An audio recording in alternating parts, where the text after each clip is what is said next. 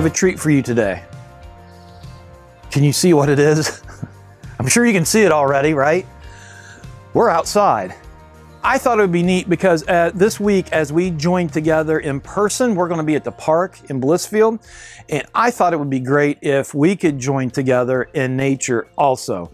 We're going to be doing an in-person worship service again in I think July 2nd in the park in Blissfield. So we'll probably do this again outside. And then in August, the latter part of August, we're going to be out at the Isleys having an outdoor service as well. On that particular Sunday, with doing baptisms, if anyone wants to be baptized. So that goes to you as well. But again, I thought this would be fun for us to worship outdoors as well, because chances are you may be watching this outdoors and enjoying God's creation. I love being outdoors. I love teaching outdoors because to me, we're surrounded by God's creation, hearing the birds and just life, okay? So I pray that you'll just join with me as we not just to enjoy this for ourselves, but more importantly to exalt Jesus and bring God His glory that He deserves. So with that being said, we're going to spend a few moments worshiping Him through song, and then we're going to join together in the teaching and taking a look at another excerpt from the book of Philippians. So I pray that you would just lean in and let's just worship together.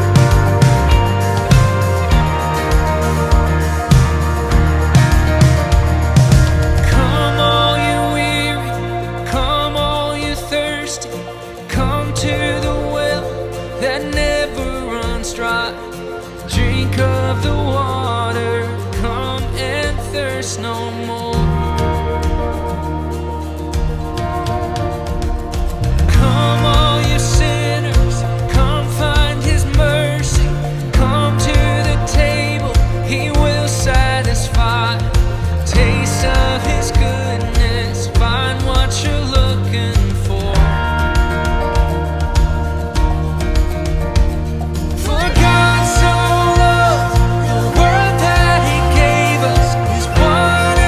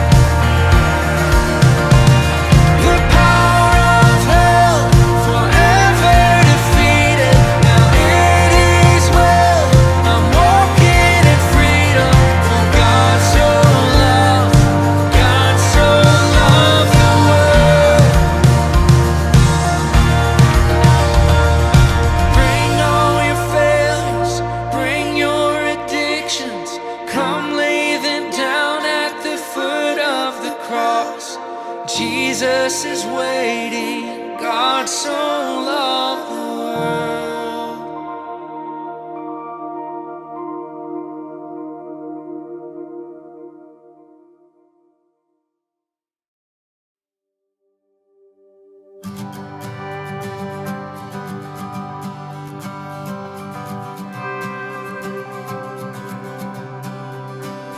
We've waited for this day, we're gathered in your name, calling out to you. Your glory like a fire, awakening desire will burn our hearts with truth. You're the reason we're here. You're the reason we're singing. Open up the heavens, we wanna see you. Open up the floodgates, a mighty river flowing from your heart, filling every part of our praise.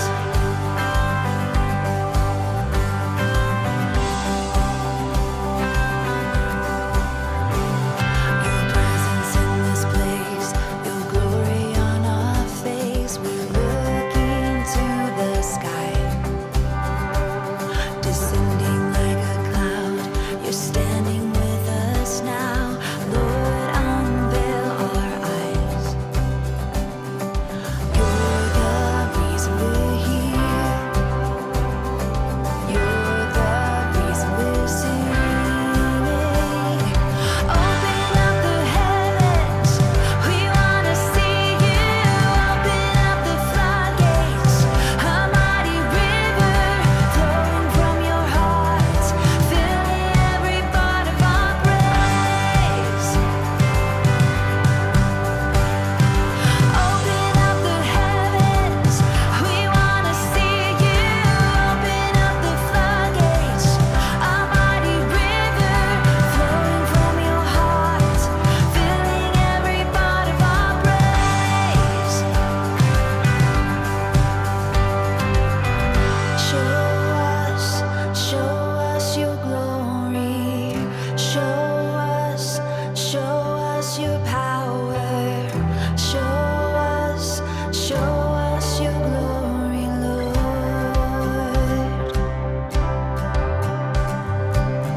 Show us your glory.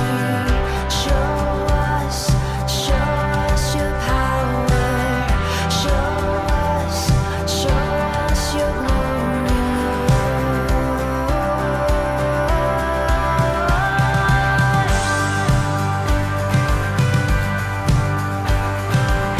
We wanna see you. We wanna see you. Open up the heavens. We wanna see you. Open up the floodgates. A mighty river flowing from your heart, filling every part of our praise. Sing, open up the heavens. We wanna see you. Open up the floodgates. A mighty river flowing from your heart, filling every part of our praise. We sing.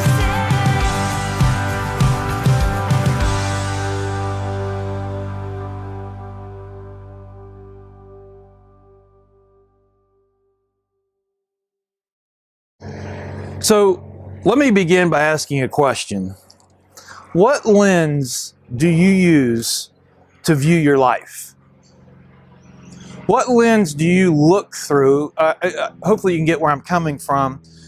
What lens do you view? What goggles, what glasses? I wear contacts, and if I don't have my contacts in, I can't see. Truth be known, I can't see up close even with my contacts in. So I've got some issues with the lenses in which I just kind of view. I try to function on an everyday life. Some of you wear glasses, some of you wear contacts. I think you get the kind of the analogy of what I'm trying to portray here. But when it comes to life, your worldview, when it comes to making decisions, when it comes to living out your life, interpreting circumstances, interpreting events and things like that that happens within your life, what lens do you use? How about truth? How do you discern truth? Where do you get truth? What standard in which standard or what standard do you use to guide your life by? And who gets to set that standard? Who determines that standard?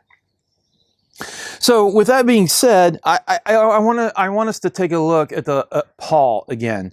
As he writes in the book of Philippians here, and he's writing to the church in Philippi, we get a very, very clear picture in how Paul views his life. Okay, now he certainly had some issues and circumstances and events to process. So how would he look at these? How would he interpret these things? And today we're going to see just that. Again, he certainly has some issues. He's in prison in Rome. He's waiting. He doesn't know if he's going to be executed tomorrow or the next day or next week or whenever. But he's in prison. He's waiting for his execution, and he doesn't really know when it's all going to go down. How does he process that? What lens does he use to look at that circumstance, those events? I suggest that he looks through the lens of the advancement of the gospel. And if we can think about that for a second, let's turn to Philippians chapter 1, and we're going to read through verses 12 through 17, and then we'll revisit a couple of those throughout our moment of teaching, our time of teaching here. And he's writing to the church, and he says this: "Now I want you to know, brothers, that what has happened to me has actually resulted in the advance of the gospel, so that it has become known throughout the whole imperial guard and to everyone else that my imprisonment is in the cause of Christ. Most of the brothers in the Lord have gained confidence from my imprisonment and dare even more to speak the message fearlessly. To be sure, some preach Christ out of envy and strife, but others out of goodwill. These do so out of love, knowing that I'm anointed or appointed for the defense of the gospel. The others proclaim Christ out of rivalry, not sincerely, seeking to cause me anxiety in my imprisonment. What does it matter? Just that in every way, whether out of false motives or true, Christ is proclaimed."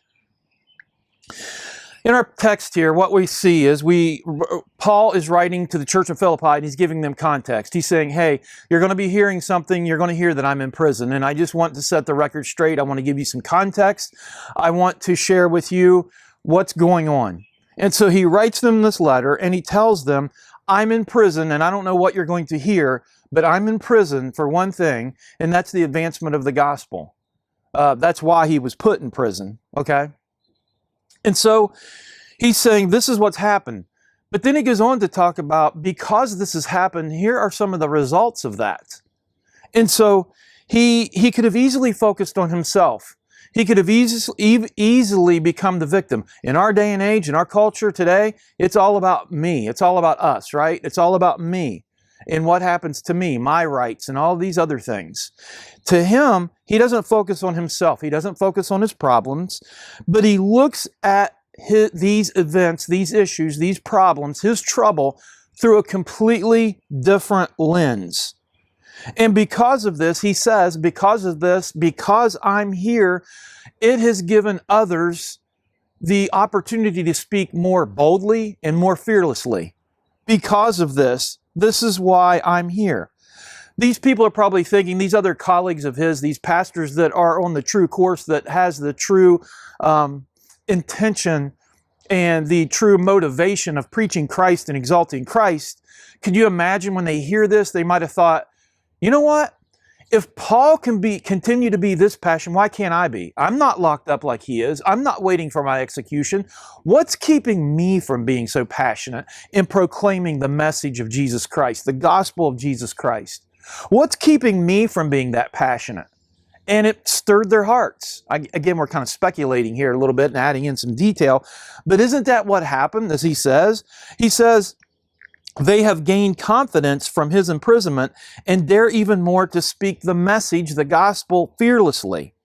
So if Paul's that passionate, I'm guessing, I'm speculating, the question would have become, what about me? Why am I not that passionate? Why am I not that on fire to preach and share the message of the gospel of Jesus Christ? So think about this too. We're also reading this some thousands of years later, which we'll talk about in a few moments, and we're encouraged. So his imprisonment not only had impact on individuals there, but it also has impact. It has trickled down through thousands of years of readers and people studying the scripture and looking at this and thinking the same thing and deriving the same points that we're deriving. Why am I not more passionate?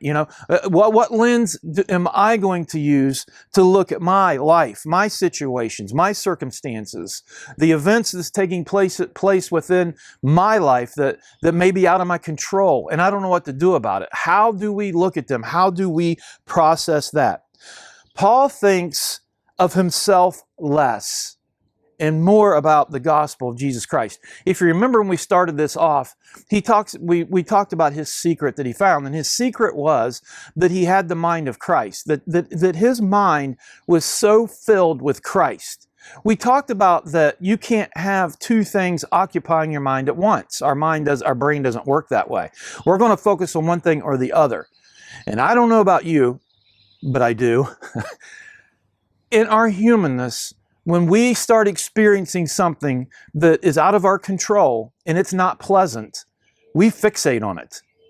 We begin to fixate on it. Our minds can very easily become consumed with that particular situation or circumstance. Paul switched it. Paul said, I'm going to fill my mind with Christ. I'm going to allow my mind to be saturated. Therefore, he was able to write, rejoice always. Why? Because he was focusing on Christ. He was focusing on the advancement of the gospel and not on himself. He thought of himself less. He didn't make himself out to be a doormat, a victim, and all these other things. Woe is me. No, it wasn't that at all. It was about, my life is about Jesus. And he thought of himself less and more about the gospel. Like I said, he could have dwelt on his problems. He had some problems. He had some things that was happening. His current situation was very bleak. It was very foreboding. And some of his colleagues are sliding in. They're trying to preach with popularity. As he said, some of them are preaching out of rivalry and all this other stuff. They're preaching with the intent to cause him more anxiety, more stress. He could have easily turned that and looked at that and said, this is, just allowed his mind to be preoccupied with it and consumed with that. But instead, and these people were preaching and they were stealing God's glory. They were trying to bring all the glory to themselves, cause Paul anxiety, and essentially steal God's glory. But look what he says. Let me make sure I got the right verse here. Look what he says. He says in the latter part of verse 17, what does it matter? What does it matter?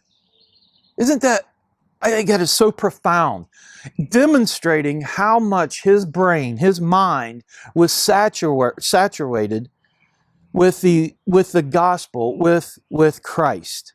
He says, what does it matter? So what they're doing? In fact, he would go on to say this, if Christ is being proclaimed, what does it matter?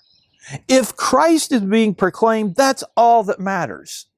That's all that matters. All I can say is, wow, that's mind-boggling to me. That's mind-boggling to me. It's mind-boggling because I love that. That's what I want. What lens do I use to look at my circumstances and my events and things that's happening within my life that's out of my control, and I'm trying to manage it? I just answered the question. I'm looking at those things, my world, not through the lens of the advancement of the gospel or even Christ. I'm looking at it through the lens of Gail. This isn't pleasant for Gail. Paul sees his purpose rooted in Jesus Christ.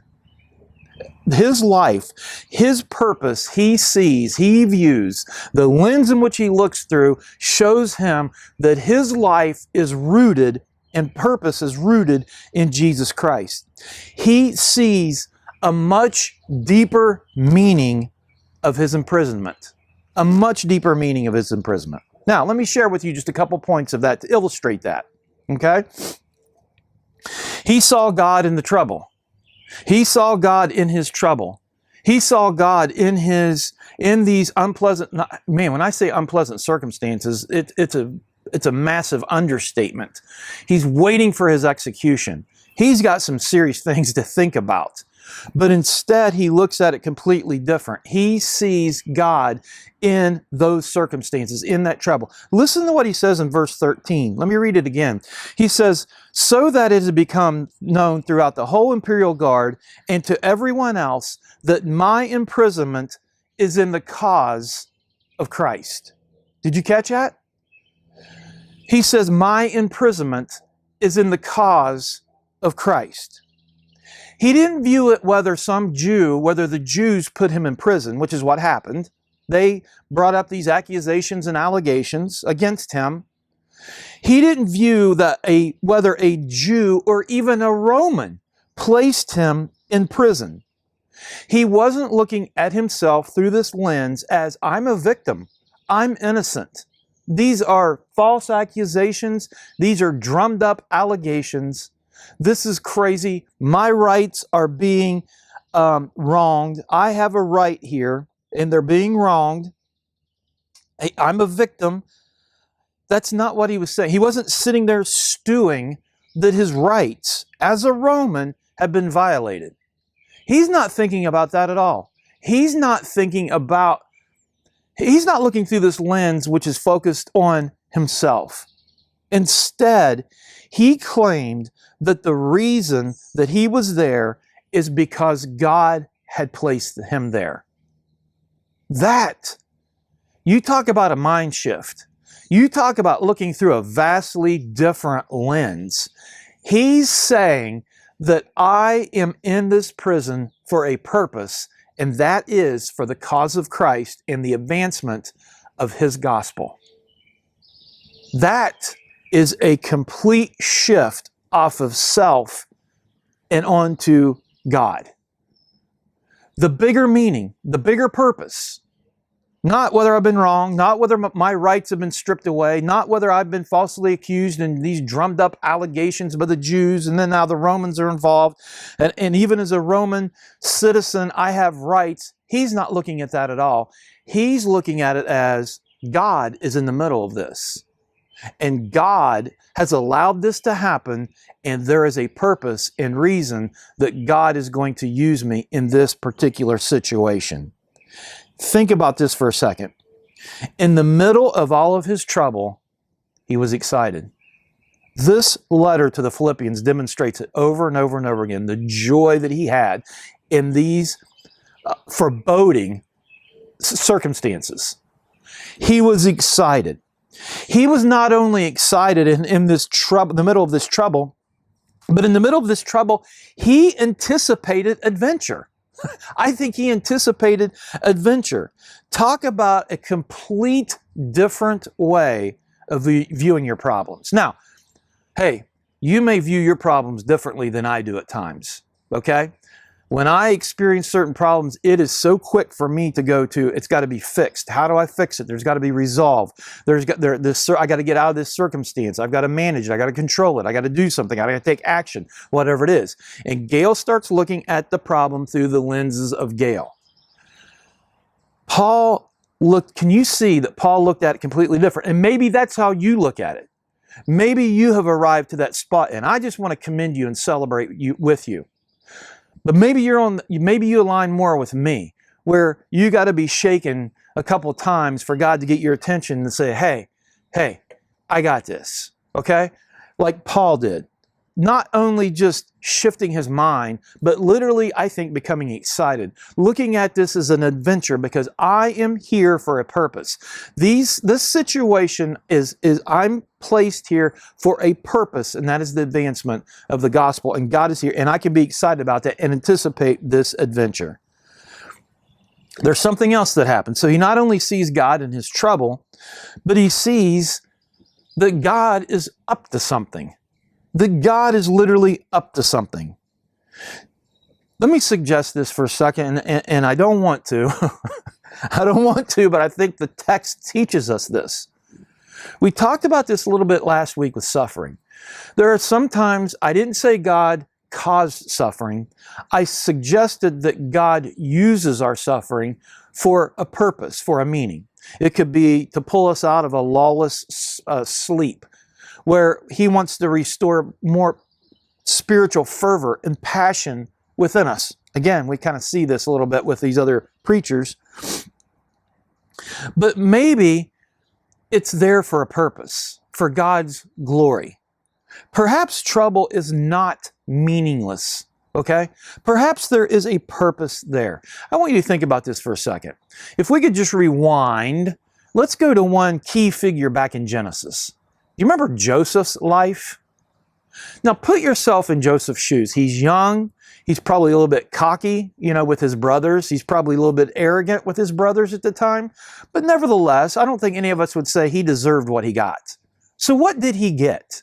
So he's young at the time. He's probably in his early teens at the time, possibly. Joseph's life, think about this. He's abandoned by his family. He's thrown into a pit. He's sold into slavery. He's falsely accused. He's in and out of prison. And he lives basically his entire life without his family. And yet, at the end of his life, when he is able to rejoin with his family, Genesis 15:20 says this, "You planned evil against me, but God planned it for good." Why? To bring the present result, the survival of many people. Isn't this the same thing that Paul saw? Now, think about this. I think Paul had the same perspective. He, again, looks less at himself and more into Christ. All right? So here's the deal. Maybe sometimes the things that we experience, instead of us, and I am preaching to myself. I hope you know that. I am preaching to myself right now, and I want to tell you something, and I'm just going to be honest. I haven't been doing a good job with this lately.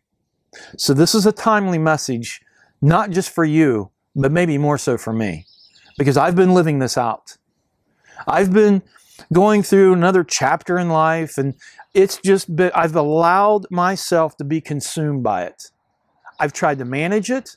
I'm trying to manage it. I'm trying to do all these other things because I don't like the way it feels. And instead of taking it and doing what Paul did, which this is convicting me, and this is enabling me to see where I am struggling,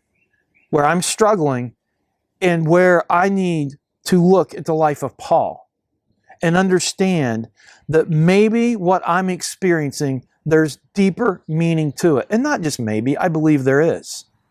I believe there is, to help someone else. I don't know what it is, but I have to believe, just like Paul did, that God is with me. God is in this. He's in this as well. And God is up to something. God is up to something. How is he going to use this? How is he going to give it meaning? How is he going to give it purpose if I allow him and become more consumed with him than myself? Can I look at this? Can I step back and look at this through a different lens and see that God is very much in the middle of this and God is up to something? And it's not just about Gail. Even though Gail's experiencing it, Gail's not at the center of this. Remember a couple of weeks ago when we talked about that. We live in a fixed spiritual system like our solar system, but Gail's not at the center of that. Jesus is at the center of that. God himself is at the center of that. So as I look at this through a different lens, can I step back and appreciate that? So Paul, I think, saw two things here. He saw God in his trouble, and he also sees that God is up to something. Now, when we talk about Joseph, I don't think Joseph saw this ahead. I don't think Joseph, saw that from ahead, but he saw something, because I think he navigated through this a lot better than I would have ever navigated through it.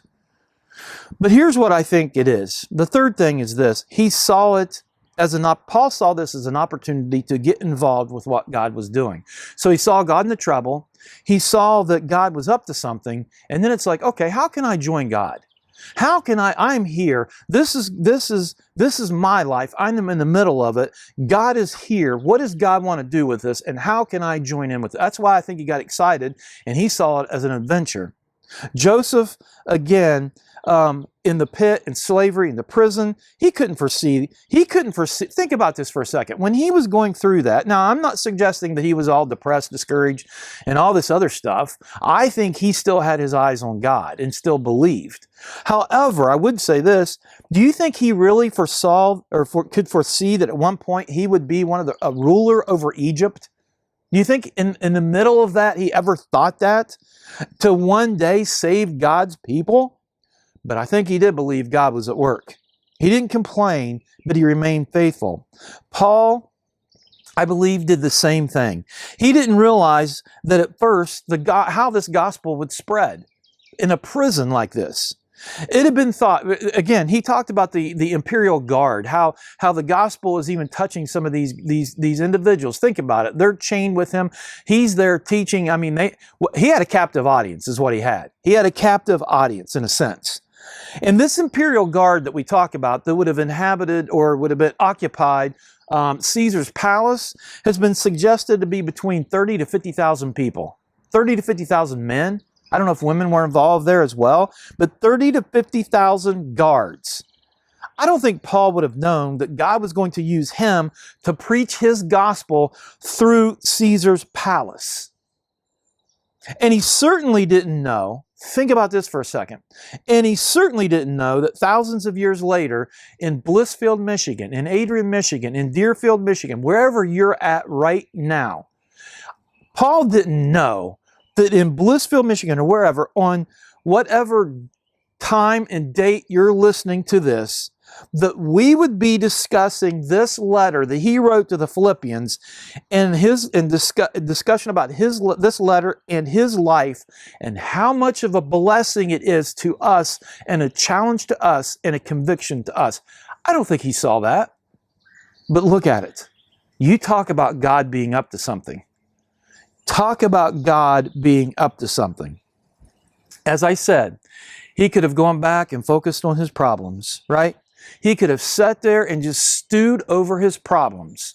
He could have stewed and just continued to dwell and waller in his circumstances and events and the problems that he was having. He could have been angry. He could have become distraught. He could have become depressed, discouraged, you name it. And I think we've all been there. You name it. But what he did was he remained hopeful. Isn't that amazing? He remained hopeful and he viewed his life and these circumstances, events, and everything through the proper lens. Through a proper lens. A Christ world view lens. It was about Jesus, not about Paul. It was about the gospel of Jesus, not about him. He looked at his chains as a different opportunity. He looked at his situation, as I already said, as a captive audience. Think about this for a second. How about those imperial guards, the troops that might have heard this gospel and were converted, repented, were converted, received the gospel, and years later or whenever, as they go out into different lands, do you see what I'm saying? They go out in different lands, they're spreading the gospel of Jesus Christ themselves. Romans, they're spreading the gospel of Jesus Christ themselves. The gospel being advanced. Paul's imprisonment and troubles was for the good of all. God was up to something. God was moving in mysterious ways, and Paul saw it, and Paul had faith, and he acted upon it. I don't know if that challenges you, but I want to tell you something. That challenges me.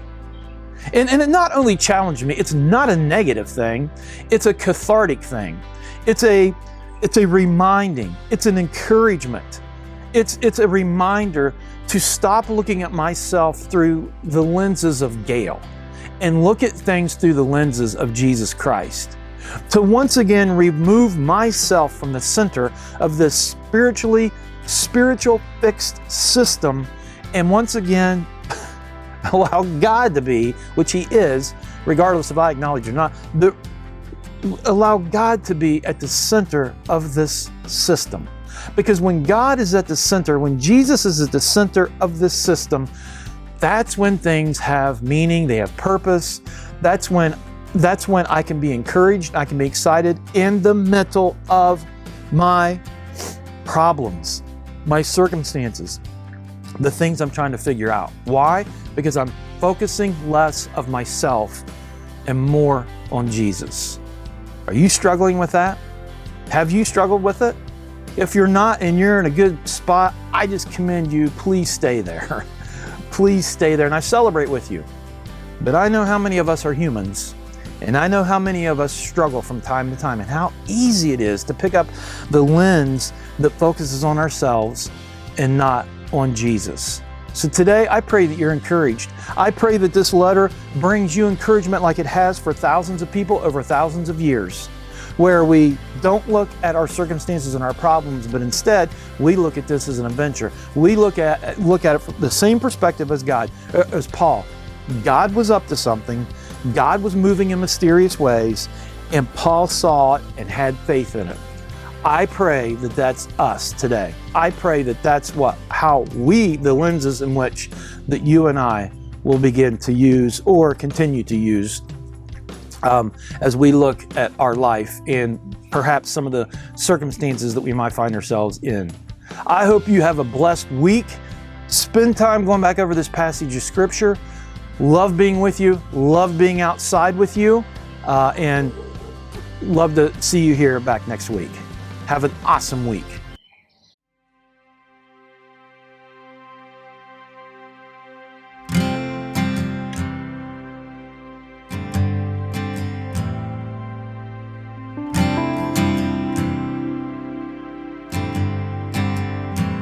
I count on one thing.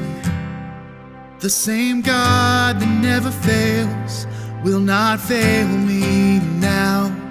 You won't fail me now in the waiting. The same God who's never late is working all things out. You're working all things out.